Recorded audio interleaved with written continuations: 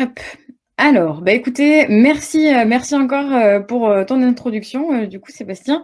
Et je vous remercie aussi, tous les participants de venir un vendredi soir de confinement, passer du temps avec moi et pour parler de surcharge fiturale. Donc vous l'avez compris, ce n'est pas un talk, technique, hein, c'est vraiment un talk qui va, parler du produit, mais qui est autant à destination des développeurs, de toute la team R&D, hein, du PO, de l'UX designer. C'est vraiment quelque chose qui pourra être partagé à l'ensemble de l'équipe. Mais du coup, je ne sais pas si certaines personnes ont mal lu entre les lignes, mais je ne parlerai pas de surcharge pondérale, hein. Voilà, j'ai fait une petite blague, j'en suis désolée. Mais sur ce, on va pouvoir démarrer. Avant d'aller un peu plus loin dans la conférence, je me présente très rapidement. Je m'appelle Estelle Landry, donc product owner chez Pix, une start-up d'État dans le domaine du numérique. On crée une plateforme pour se tester, pour tester nos compétences numériques. Donc si vous ne connaissez pas, je vous invite à y aller et à aller vous tester. Je suis sur Twitter au handle Estelle Landry, donc n'hésitez pas à me suivre. Je partagerai les slides sur Twitter. Je fais partie des Duchesses. Alors, qu'est-ce que c'est que ce groupe? C'est une association qui essaie de promouvoir les femmes dans la tech. Que vous soyez un homme, une femme, vous pouvez y prendre part et nous aider, voilà, par des petites choses, du marrainage ou du parrainage de jeunes personnes, ou tout simplement aller donner des conférences dans les collèges et les lycées. Donc voilà, c'est un peu notre but. Et aussi à mes heures perdues, quand il m'en reste, je suis dans l'équipe organisatrice de Sonitech. Donc, comme pour la Flocon, une conférence. Alors, j'espère pas en ligne, même si c'est en juin 2021, j'espère que ce sera pas en ligne. Et c'est sur Montpellier. Voilà pour les présentations. On va pouvoir démarrer dans le vif du sujet. Mais avant, je vais vous raconter une petite histoire. Oui, oui, je vais vous raconter une petite histoire. Il était une fois une jeune développeuse qui a découvert l'informatique et surtout l'univers du développement.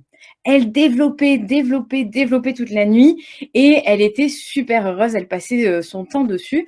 Elle a trouvé une super mission et elle adorait développer avec ses collègues sur des domaines fonctionnels hyper variés. Elle avait quelquefois pas mal de gens qui venaient lui poser des questions, hein, sur son travail. On lui disait souvent: «Oh écoute, ça serait bien que tu fasses ça comme ça, tu trouves pas? Ça serait intéressant, hein?» Donc notre développeuse, elle savait pas souvent répondre, hein. Elle avait aussi d'autres personnes qui arrivaient, qui lui disaient: «Eh écoute, j'ai entendu dire que certains utilisateurs aimeraient ça». Alors notre développeuse, toujours pareil, savait pas répondre. On continue à lui poser des questions, et des fois des questions un peu plus corsées, du style écoute, pour valider ce gros prospect, j'ai absolument besoin de cette feature. Alors, notre développeuse, elle était vraiment stressée par tout ça, tout ce qui lui arrivait. Bon, elle essayait de bien faire, hein, de rajouter les fonctionnalités comme elle pouvait. Elle avait aussi des remarques du style: «Mais pourquoi tu as fait ça comme ça?» Voilà, elle prenait encore plus de questions, et puis des fois, on lui disait même: «Ah, écoute, ton bouton là, tu l'as fait bien trop gros et bien trop bleu». Des fois, elle s'essoufflait, elle était assez stressée. Bon, elle faisait du mieux qu'elle pouvait, jusqu'au jour où finalement elle a vu arriver, vous savez, cette feature, vous la voyez et vous savez que c'est la feature de trop. Vous savez, cette feature qui a l'air énorme, et vous imaginez l'ajouter dans un programme surgonflé, dans un applicatif énorme. Du coup, notre développeuse, elle a vu ça, elle s'est dit: «Bon, OK, alors soyons terre à terre. Je vais essayer d'aller voir dans mon modèle de données pour voir où est-ce que je pourrais rajouter ces nouveaux concepts». Même en prenant des lunettes, c'était compliqué pour elle de se dire: «OK, où est-ce que je vais rajouter ça dans ma base de données? Elle est énorme, j'y vois plus rien». J'espère que, enfin, je sais pas pour vous, mais moi j'ai déjà connu ça, hein. Donc notre développeuse effarée se dit: «OK, bon, je vais peut-être demander de l'aide. Je vais peut-être regarder aussi côté UI, comment ça va se passer». Et puis côté UI, ouais, c'était ah, ça a pas bien fonctionné. J'ai mon GIF qui vous allez louper un super GIF. Bon, ça a pas l'air de s'activer. Ah si, c'est bon. Donc notre développeuse se dit dans son applicatif, mais où est-ce que je vais bien pouvoir rajouter cette fonctionnalité dans ces 86 barres de navigation, dans tous ces éléments clignotants? Mon Dieu, comment ça va se passer? Donc vous l'avez compris, notre protagoniste, elle était au fond du trou, elle ne savait pas par où commencer et elle s'est dit, ok, je vais aller voir mon chef de projet adoré qui a toujours des solutions. Je suis sûre qu'il va me révolutionner le monde et qu'il va me trouver la bonne solution à mon problème. Et le chef de projet lui dit, mais écoute, pourquoi tu ne fais pas de la réécriture, du refacto? Je ne sais pas vous, mais quand j'ai fait ça, moi, dans ma carrière de développeuse passée, ça n'a jamais trop marché. Ou alors peut-être que j'étais très nulle. Hein. Et bon, ça je le dis. Donc voilà, notre développeuse, elle dit « Ok, je vais suivre ce que m'a dit mon chef de projet. » Imaginez-la, elle est super inquiète, mais son chef de projet lui dit « Écoute, la réécriture, ça va vraiment t'aider pour y voir mieux clair, pour enlever les choses qui ne vont pas, etc. etc. » Bon, elle a fait ça, mais notre développeuse, malheureusement, elle a pas pu... elle a corrigé plein de choses, hein, mais ça n'a pas corrigé le problème qu'il y en avait toujours partout et qu'elle avait du mal à s'y retrouver. Donc, elle réalla voir son chef de projet qui lui dit « Écoute, là, on va démarrer quelque chose que presque personne n'a jamais fait dans cette société. On va gérer notre dette technique. » Vous savez, ce terme magnifique à la mode. Et du coup, notre jeune développeuse se dit « Ok, je vais suivre le conseil de mon chef de projet. Je vais peut-être essayer de mettre à jour les frameworks, améliorer mon archi, revoir un peu les éléments de mon domaine, améliorer certaines perfs, etc. » Mais notre héroïne, elle s'est aperçue rapidement qu'elle avait encore cette complexité monstrueuse qui continuait de grandir et de grandir. Elle s'est posé la question pourquoi. Elle a cherché et elle s'est rendue compte en fait qu'il n'y avait pas qu'une seule complexité, mais plusieurs complexités. Elle s'est aperçue qu'il y avait une complexité accidentelle, celle que l'on crée en rajoutant du code, et il y avait aussi cette complexité essentielle. Vous savez, cette complexité qui n'est pas reliée au code, c'est celle qui est reliée au problème que le logiciel est en train de régler. C'est-à-dire que c'est simplement lié à la complexité du problème métier. Plus le problème métier est complexe, plus l'outil sera complexe. D'ailleurs, si ça vous intéresse beaucoup ce sujet-là, il y a un super article d'Arnaud Lemaire, donc je vous conseille d'aller le voir, je le partagerai dans mes slides. Donc, face à ça, face à cette nouvelle définition, notre protagoniste, elle s'est dit « Ok, donc si je comprends bien, moi, pendant que j'essaie de régler ma complexité accidentelle, ma complexité essentielle, elle n'arrêtait pas d'augmenter. » Ok, donc elle s'est dit est-ce que peut-être que des gens ont rencontré déjà cette problématique, ce problème? Est-ce que ça avait un nom? Elle chercha, et elle n'a rien trouvé. Donc elle se dit ok, je vais appeler ça surcharge fonctionnelle. Bon, elle a pas trouvé de définition, donc elle s'en est fait une. Hein. Elle a dit la surcharge, c'est quoi? C'est une charge supplémentaire à la normale, featurale d'une fonction ou de fonctions implémentées dans mon SI, qui permet à l'utilisateur de faire quelque chose. Ok, donc face à ce problème qui était très peu documenté, nos développeuses étaient un peu perdues, elle s'est dit qu'est-ce que je vais faire? Solution première, je vais supprimer des fonctionnalités. Voilà, il y a trop de fonctionnalités, qu'est-ce que je fais? J'en supprime. Mais attention, elle s'est dit qu'elle n'allait pas supprimer n'importe laquelle. Elle allait essayer d'enlever les fonctionnalités qui a soit zéro usage ou un tout petit peu, mais ces fonctionnalités qui sont aussi très difficiles à maintenir. Et elle a essayé de faire ça, hein, de démêler un peu tout ce paquet, tout ce sac de nœuds, et elle s'est dit, ok, même si je fais ça, finalement, je me rends compte que ajouter des features, c'est assez rapide, alors que les supprimer pour défaire mon sac de nœuds et venir enlever ma feature, c'est quand même très complexe, ça prend du temps. En plus, vous le savez très bien, quand une fonctionnalité est implémentée dans notre SI, dans notre applicatif, il y a plein de fonctionnalités un peu partout, hein, en fonction de notre archi, etc. Ça peut être très compliqué à enlever. Pareil, côté utilisateur, comment faire? Est-ce qu'il faut communiquer à tous les utilisateurs ou à simplement les utilisateurs qui avaient encore des usages de cette fonctionnalité-là?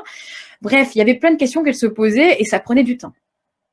Et puis en plus, je vous laisse imaginer notre développeuse devant une réunion avec des grands chefs à plumes, comme on les appelle, en disant écoutez, moi je suis très fière de moi, j'ai réussi à supprimer 3 fonctionnalités ce mois-ci. Je vous laisse imaginer la salle et les regards qu'elle a dû se prendre en disant mais pourquoi elle est contente celle-là déjà? Bref, c'est là où notre héros s'est dit, ben voilà, je peux plus rien faire, je vais vraiment jeter l'éponge. Et du coup, je laisse tomber, voilà, tant pis. Et c'est toujours là où, vous savez, c'est comme dans les Disney où les héros sont très tristes, mais ils arrivent quand même à trouver une petite idée. C'est-à-dire que, comme par hasard, notre protagoniste, elle continue à lire des articles et elle s'est dit, ah ouais, mais il y a peut-être une autre solution. La solution, c'est peut-être de laisser mourir mon applicatif et d'en commencer un autre. Parce qu'elle a lu l'histoire de Fogbugs. Je ne sais pas si vous connaissez Fogbugs. Si vous avez des idées dans le chat, n'hésitez pas à les mettre. En fait, ce qu'elle a appris, notre développeuse, c'est qu'elle a appris que Fogbugs, qui était un vieil outil qui avait des années, qui était du coup sur des technos vieillissantes, c'était un outil qui permettait de gérer du ticketing. Donc, vous le voyez rapidement, hein, il y avait des fils, plein de tickets avec des statuts, etc. C'était pas très vendeur, ils avaient du mal à maintenir et ils ont dit, OK, c'est bon, on va laisser tomber. Mais c'est là que notre personnage principal a une lueur d'espoir, c'est-à-dire que Fogbuds, ils ne sont pas arrêtés là. Ils ont dit, OK, on va refaire un produit, mais on va essayer d'écouter nos utilisateurs là maintenant et prendre en compte les nouveaux besoins utilisateurs qu'ils auraient maintenant cet instant présent au lieu de revenir sur les besoins initiaux qu'on avait avec Fogbugs. Et c'est là où ils ont créé Trello. Donc Trello, hein, solution que vous connaissez, qui est extrêmement utilisée. Et en effet, ils ont bien fait parce que ils ont laissé tomber, en laissant tomber une solution, ils ont réussi à créer quelque chose d'encore mieux et qui est vraiment quelque chose qui a révolutionné un petit peu nos to-do list.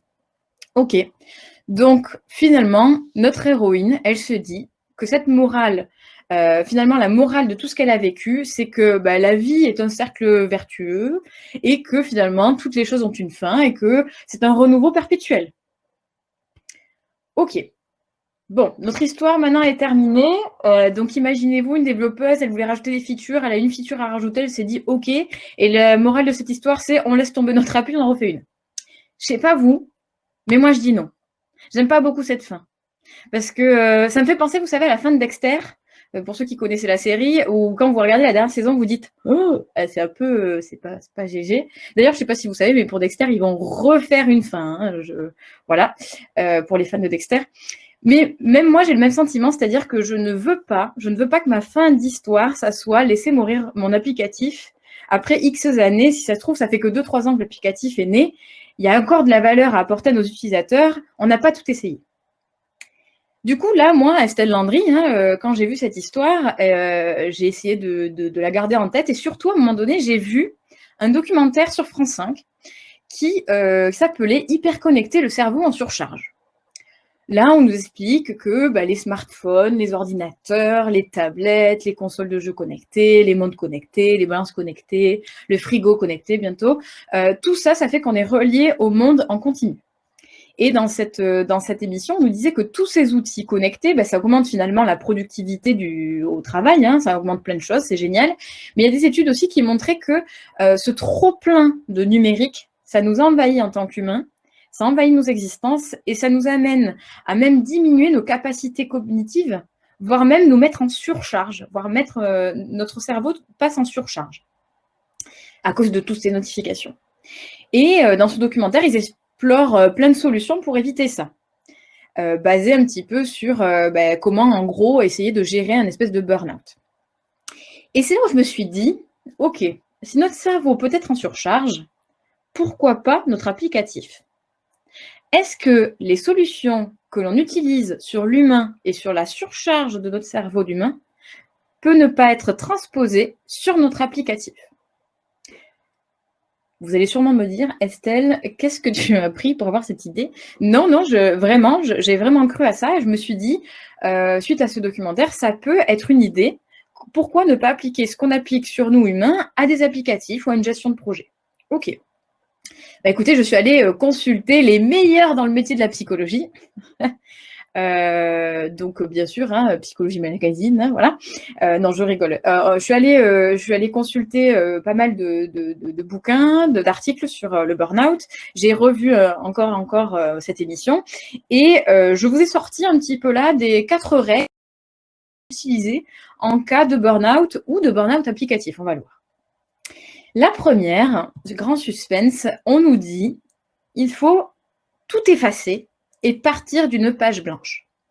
C'est-à-dire qu'il faut faire le vide dans votre vie et il faut faire une liste de tout ce que vous avez mis en place dans votre vie, donc votre travail, vos engagements, vos objectifs, vos groupes, vos loisirs, vos réunions, tout ça, tout ça.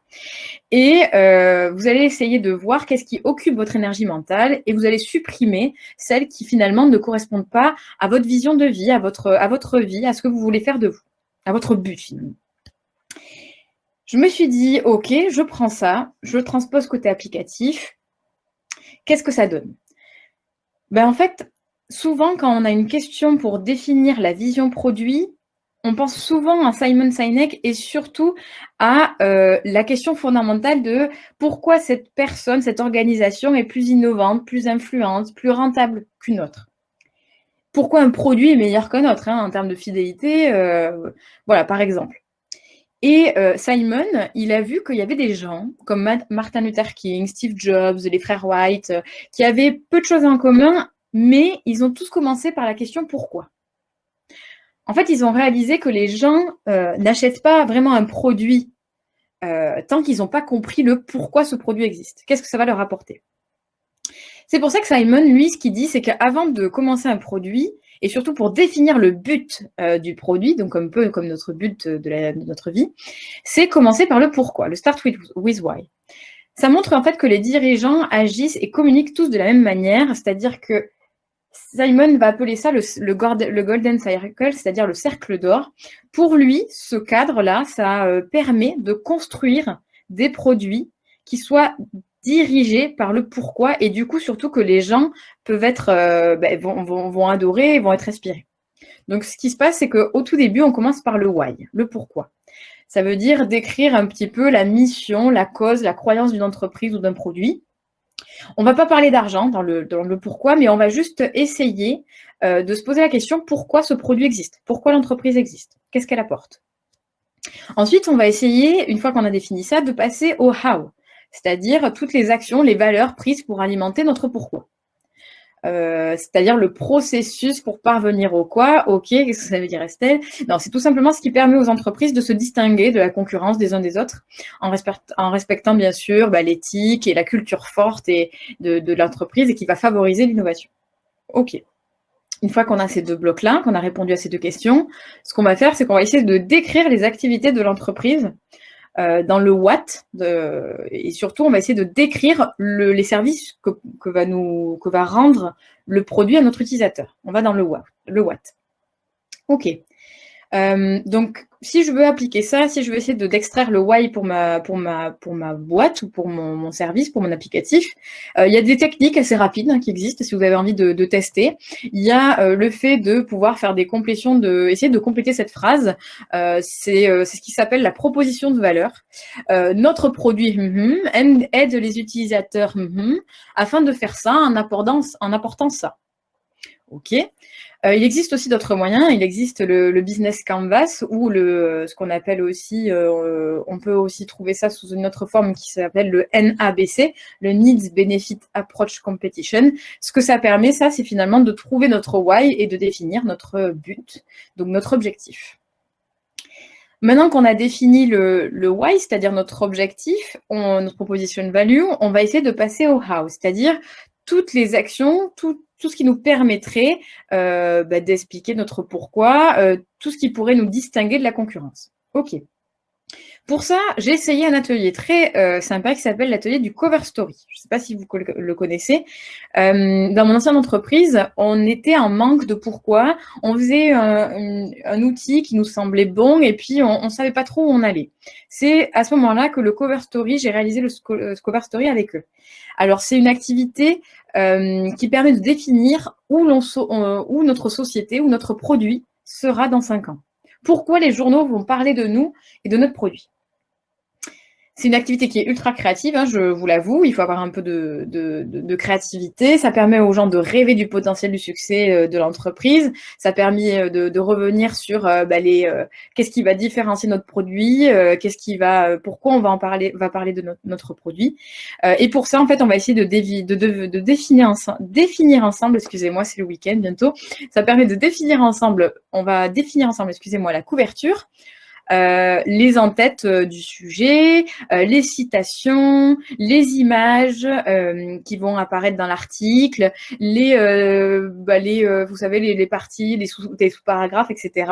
Et donc, du coup, j'ai fait ça de manière très collégiale avec quelques personnes de la société. Donc, on a posé tous nos post-it, on a fait un agglomérat de toutes nos idées et on en a sorti avec une espèce de journal, avec une couverture, avec des gros titres, avec un peu tous les mots qui seraient cités autour du produit. Et en fait, ça nous a fait du bien. C'est quelque chose que on a bien ajouté, imprimé dans nos locaux. Ça nous a fait du bien parce qu'à chaque fois qu'on allait rajouter une fonctionnalité ou autre, on savait si ça allait aller dans le sens de notre société dans 5 ans. Donc là, voilà, on a défini le why, le how, et maintenant passons au what. Le what, souvent, c'est finalement le produit, qu'est-ce que l'on va essayer d'apporter à l'utilisateur. Ok, là, je me suis fait un pari un peu fou toute seule. Je me suis dit, ok, pour connaître au mieux ces utilisateurs, on fait des personas. Je pense que vous connaissez tous les personas. C'est des objectifs, c'est des méthodes qui permettent de mettre un visage humain sur des cibles utilisateurs. Et là, je me suis dit, écoute, pourquoi ne pas définir un persona applicatif de notre produit afin de finalement lister le what, c'est-à-dire lister les actions qu'on va réaliser dans ce produit, qui correspondraient au why et au how. Et je me suis amusée, j'ai fait ça toute seule, hein, vraiment. J'ai pris un peu les blocs des personas classiques, c'est-à-dire un peu l'histoire de notre persona, les buts, pourquoi les utilisateurs l'utiliseront. J'ai essayé de décrire un peu les freins et les peurs de l'outil. Et j'ai construit du coup Terra, l'Octopus, donc qui était le persona de mon ancienne société, enfin du produit de mon ancienne société. Et ce qui était assez intéressant, c'est en faisant ça, je l'ai aussi collé bien sûr dans l'open space, et ce qui est intéressant, c'est qu'à chaque fois qu'on avait un nouveau besoin exprimé utilisateur ou une nouvelle demande business ou quoi que ce soit, on allait voir ça et on se demandait, ok, est-ce que ça correspond bien à l'univers de Terra? Est-ce que cette fonctionnalité-là correspond bien à ce qu'on a listé, à nos buts? Est-ce que ça ne va pas renforcer les peurs que l'on a concernant notre outil? Donc ça, voilà, ça a été les premières, on va dire les premières méthodes qu'on a utilisées pour définir de la page blanche, de construire un peu notre but, notre objectif.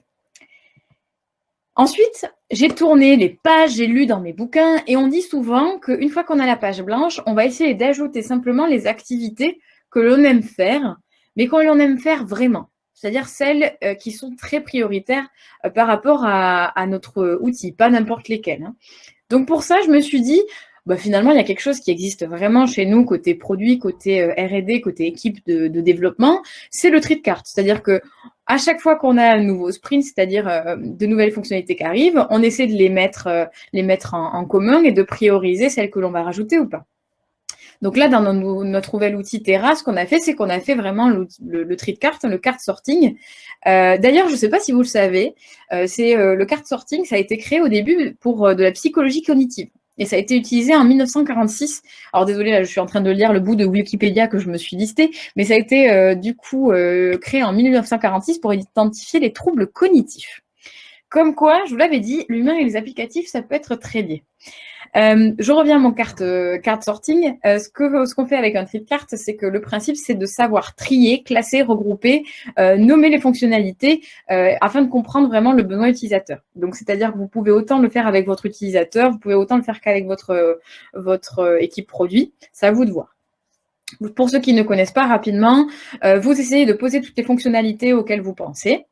Donc là, en l'occurrence, vous créez autant de post-it que vous avez d'idées, pardon. Soit vous faites un tri de cartes ouvert, c'est-à-dire qu'on dispose de toutes les cartes et on va essayer de les regrouper ensemble comme on le souhaite et on va donner un nom à ce regroupement plus tard. Ou soit vous décidez de faire un tri de cartes fermé et là, vous définissez déjà les noms des regroupements et vous allez juste placer les cartes dans les regroupements. Ce que ça permet de faire, ça permet surtout de voir si ces cartes que vous rajoutez au fur et à mesure, ces post-it, ben, ça correspond bien à chacun de vos groupes. Vous pouvez les prioriser. Vous pouvez supprimer celles qui n'ont rien à voir. Surtout ça, pour éviter des choses comme ça, hein, avec des trucs un peu partout, bref. Et surtout, après un card sorting, vous pouvez faire un dot voting, c'est-à-dire que vous donnez à l'ensemble de la table 4 points par personne et vous leur demandez de prioriser, de mettre ces 4 points sur les fonctionnalités que vous souhaitez absolument faire. Et c'est ces fonctionnalités-là qui vont rentrer dans votre backlog et dans votre sprint, et c'est celles sur lesquelles vous allez passer du temps. Et il faut faire ce tri de cartes très souvent pour être sûr qu'on va dans la bonne direction tout au long de la conception du produit. Ok. J'ai aussi une autre idée. C'est-à-dire que j'ai lu que, ok, tu as fait tout ce que tu pouvais, genre Estelle, ton burn-out, tu as géré tes parties de ta page blanche, tu as ajouté ce que tu pouvais rajouter, mais souvent, il y a des cas perdus. Et oui, imaginez, moi, Estelle, burn-out. Des fois, on peut avoir besoin de l'aide d'un spécialiste, d'un expert, d'un psychologue pour nous aider parce que ça nécessite peut-être un plus gros travail. Vous voyez ce que je veux dire? Bon, dans notre situation, avoir un psychologue avec nous pour nous aider dans du tri de cartes, non merci. Par contre, avoir un UX designer ou quelqu'un qui essaie de représenter un petit peu la philosophie UX dans notre équipe, ça peut être une bonne idée. C'est-à-dire que l'UX designer, lui, son utilité, c'est d'être sûr que les fonctionnalités que l'on ajoute correspondent bien aux besoins de l'utilisateur et sont bien ajoutées pour que l'outil soit utilisable. Ok. Donc, on va dire que nos UX designers sont nos psys et que finalement, les ateliers du UX designer sont un peu les séances des psys. Non, je vais trop loin, je suis d'accord, je vais trop loin. Bref, revenons. Les UX designers, on va dire qu'ils sont plein de techniques pour essayer de comprendre quand notre outil va mal, si les utilisateurs n'arrivent pas à retrouver, qui n'arrivent pas à comprendre votre IHM, votre UI, ça veut dire qu'il y a un problème. Donc lui, son job, ça va être de vous proposer des techniques pour vous aider à élaguer ou à revenir ou simplement à ajouter les bonnes features au bon moment pour les bons utilisateurs. Ok. Donc, ce que je vais essayer de vous proposer maintenant, c'est que je vais essayer de vous montrer 3 ateliers utilisateurs que j'ai moi-même réalisés et qui vont vous permettre en fait de savoir très rapidement si vous êtes dans le bon, si votre utilisateur comprend, si vos écrans sont lisibles, voir un peu ce que ressent l'utilisateur en prenant en main votre outil, hein, est-ce que c'est rapide, est-ce qu'il arrive à s'en sortir seul et surtout à voir s'il arrive à faire des cas d'usage classiques. Et pour ça, je vais vous présenter 3 ateliers, donc le test des 5 secondes, les complétions de phrases et l'UTT, donc le UUT, pardon, Unmoderated User Test. J'ai une petite coquille dans la slide. Le premier, c'est le test des 5 secondes. Alors, c'est très simple. Le test des 5 secondes, c'est une méthode qui permet de recueillir la première impression des utilisateurs vraiment dès les premières secondes. C'est-à-dire qu'on va montrer un écran, puis pouf, on va cacher l'écran au bout de 5 secondes et on va demander à nos utilisateurs de redessiner l'écran sur un morceau de papier. Alors oui, ça paraît bizarre, mais on va faire ça au bout de 5 secondes, on va leur demander de dessiner, puis on va remontrer l'écran 10 secondes cette fois-ci. Paf, on va le cacher et on va redemander à nos participants de redessiner l'écran. Et puis on va le faire une 3e fois avec 15 secondes. Le but de cet atelier, c'est de connaître les impressions de votre utilisateur sur l'écran, de voir si l'utilisateur a compris l'objectif et l'usage de l'écran, et savoir ce qu'il pense de l'esthétique aussi globale, s'il arrive à retrouver les éléments d'interface. Ça permettra de vous montrer du coup, et d'éviter qu'on se retrouve sur l'exemple que je vous ai montré tout à l'heure, de ce site incroyable où on avait des trucs partout. Alors, je l'ai fait avec un ami à moi, un collègue à moi, sur un outil qui était un de nos concurrents. Et on était en train de développer une page qui était une page de création de campagne publicitaire, pour tout vous dire. Et je décidé de faire cet atelier sur la même page de notre concurrent. Donc, je lui ai montré 5 secondes l'écran, je lui ai caché, je lui ai dit, vas-y, essaie de dessiner. Donc là, rapidement, hop, hop, hop, vous avez vu, il a réussi à retrouver les regroupements fonctionnels de l'écran. Le regroupement fonctionnel de la barre de nav en haut, les blocs un petit peu où il a mis des pourcentages, voilà, il pense que c'est un dashboard et un tableau. Ça, c'est la première chose à voir au bout de 5 secondes. Si vous ne l'avez pas, c'est qu'il y a un problème. C'est qu'il faut que l'utilisateur, à un coup d'œil, arrive à retrouver les regroupements fonctionnels de l'écran. Si ce n'est pas le cas, c'est qu'il y a peut-être un problème. Ou si ce n'est pas clair pour lui, que c'est très flou, c'est peut-être un problème. J'y viendrai après. Ensuite, j'ai fait ça avec 10 secondes. Et là, vous avez vu, vient se rajouter un petit bouton New Line. Et il a complété un petit peu le tableau, il a complété un peu ses dashboards, et même la barre de navigation, il savait qu'il y avait un logo. Donc là, au bout des 10 secondes, normalement, c'est à ce moment-là où on est censé essayer de commencer à prendre des bouts d'esthétique de l'écran. Et on est surtout censé avoir les boutons primaires. Vous savez, ces actions primaires que l'on met en avant, de création, de suppression.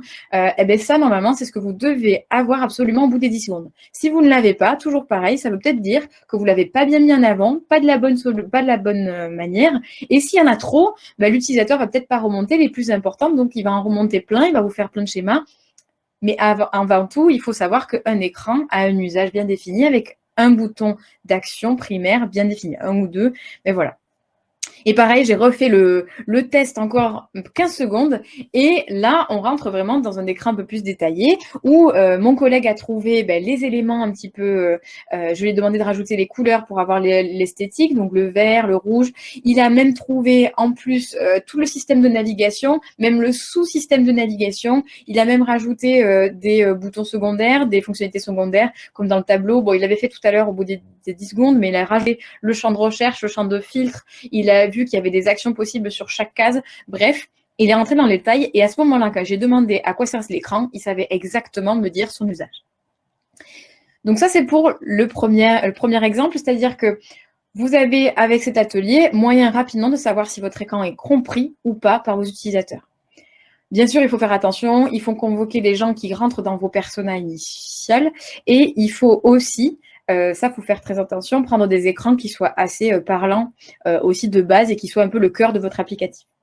Si vous voyez qu'il y a trop de choses, que les boutons n'ont pas été trouvés dans le bon temps, que le graphisme n'a pas été compris, que le regroupement fonctionnel est un peu fouillis, ce que je vous propose là, c'est de repartir de zéro ou d'essayer de revenir à l'essentiel et de reprendre la règle numéro 1 et de poser dans votre écran ce qui vous semble le plus important, qui vous semble correspondre à votre objectif, à l'objectif de votre produit. Deuxième méthode, c'est le test utilisateur et ça me fait très rire parce que j'aime beaucoup Comistrip qui dit qu'en fait le test utilisateur c'est un peu le but ultime pour savoir si un utilisateur va faire planter votre application ou pas. Donc ça, vous le savez très bien, c'est le principal, c'est-à-dire que dès que vous avez un prototype ou dès que vous avez poussé une version en prod, le meilleur moyen, c'est de mettre, comme Comistrip, une dame devant le PC ou un monsieur et de lui demander de l'utiliser. Alors, vous voyez, la personne, la dame, elle galère un peu. Uploader, ça veut dire quoi? Pourquoi je peux pas fermer? Ça bug, bon, ça marche pas, bon, c'est planté. Et au final, on se rend compte au dernier moment qu'il va falloir refaire toute l'UX, voire même un peu plus. Nous, on veut pas ça. Donc, ce qu'on veut faire, c'est qu'on va essayer de mettre en place des UUT, je vous parlais, donc des tests utilisateurs. Et pour ça, vous pouvez faire des UUT qui sont du coup unmoderated, c'est-à-dire que vous n'avez pas du tout la main dessus. Donc, vous donnez un brief à votre utilisateur. Vous lui dites, crée-toi ton compte avec telle et telle information. Va chercher le produit qui t'intéresse et qui s'appelle comme ça. Va l'ajouter et va faire le paiement.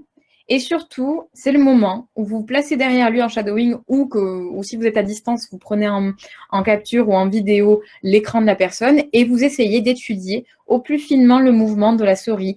Vous essayez de demander à votre utilisateur de décrire ce qu'il fait, de parler à voix haute, enfin de réfléchir à voix haute et de poser toutes les questions qu'il a. Attention, le but étant de ne pas du tout l'aider, de le laisser faire complètement. Et c'est là où vous allez vous rendre compte si oui ou non votre outil est utilisable ou s'il ne l'est pas. Et si même malgré votre brief, même si vous faites un brief détaillé, il n'arrive pas à s'en sortir, c'est qu'il y a un problème.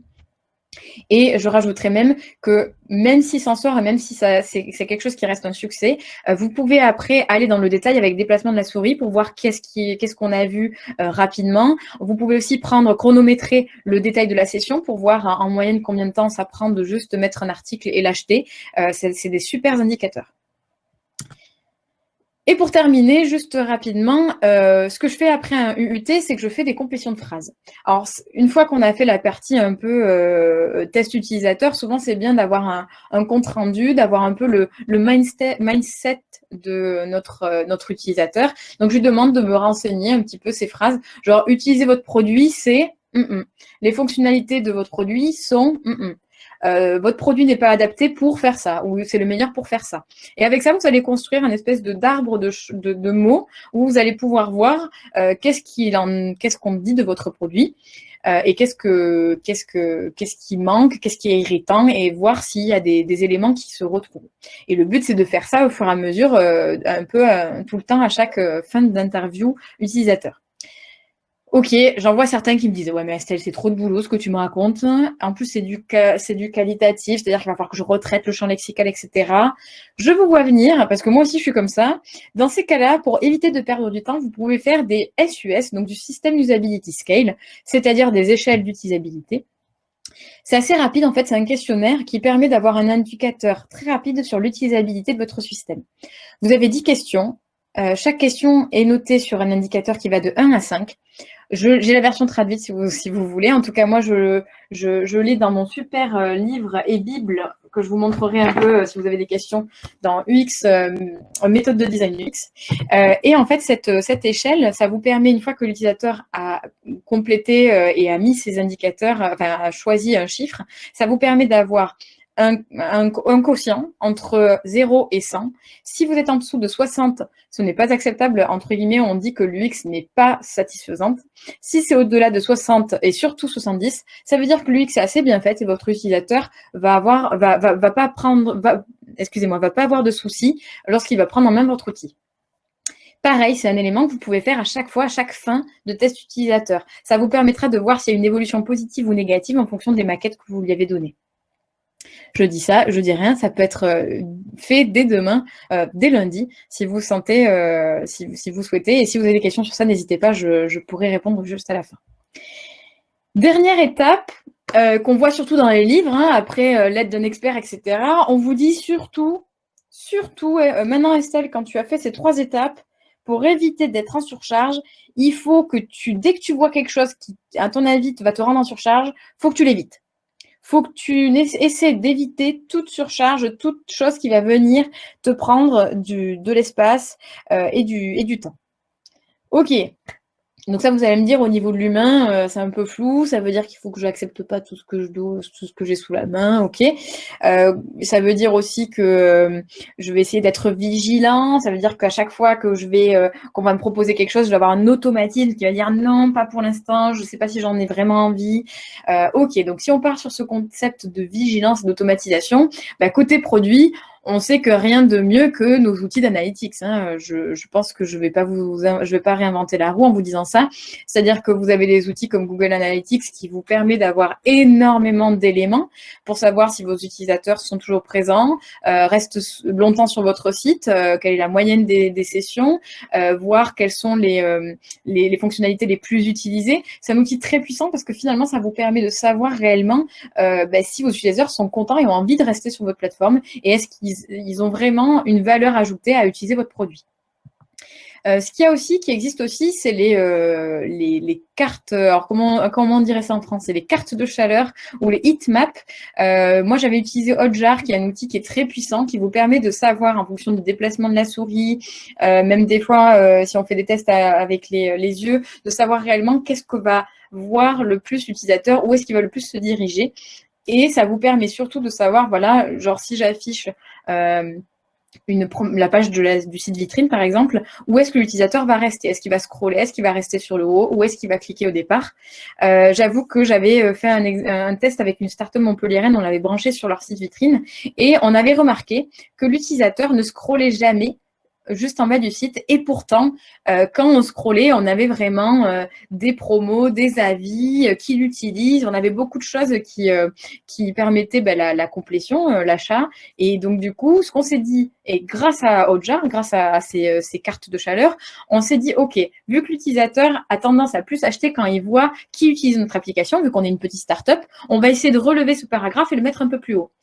En faisant ça, on a augmenté plus de 70% le scroll, les gens sont restés beaucoup plus sur l'outil.